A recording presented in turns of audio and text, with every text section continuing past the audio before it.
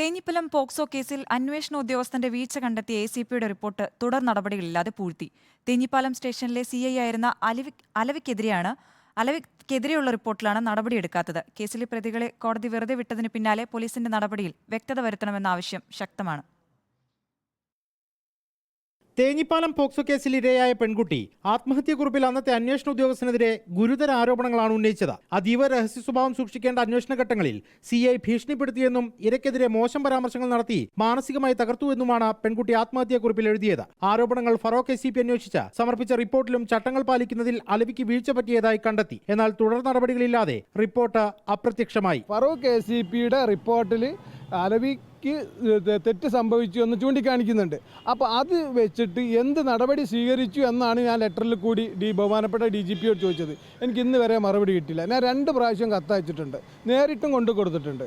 ഇതുവരെ അതിനൊരു മറുപടി കിട്ടിയിട്ടില്ല. ഞാൻ ഇന്ന് കമ്മീഷണർ ഓഫീസിൽ പോയി ഇതിനെക്കുറിച്ച് അന്വേഷിച്ചപ്പോൾ അത് IG ഓഫീസിലാണ് ക്രമങ്ങൾ അവിടെ നിന്നാണ് പോകുന്നത് എന്ന് പറഞ്ഞു. എനിക്ക് വ്യക്തമായൊരു മറുപടി തരാൻ അവർക്കും സാധ്യമായിട്ടില്ല. കേസിൽ തുടക്കം മുതൽ പോലീസ് അലംഭാവം കാണിച്ചുവെന്ന ആരോപണം നിലനിൽക്കെയാണ് റിപ്പോർട്ട് പൂഴ്ത്തിയത്. ഇതിനിടെ പ്രതികളെ വെറുതെ വിട്ടുള്ള കോടതി ഉത്തരവ് കൂടി വന്നതോടെ ഇരയ്ക്ക് മരണാനന്തരമെങ്കിലും നീതി എന്നത് ഇപ്പോഴും അകലെയാണ്. റിപ്പോർട്ടർ, കോഴിക്കോട്.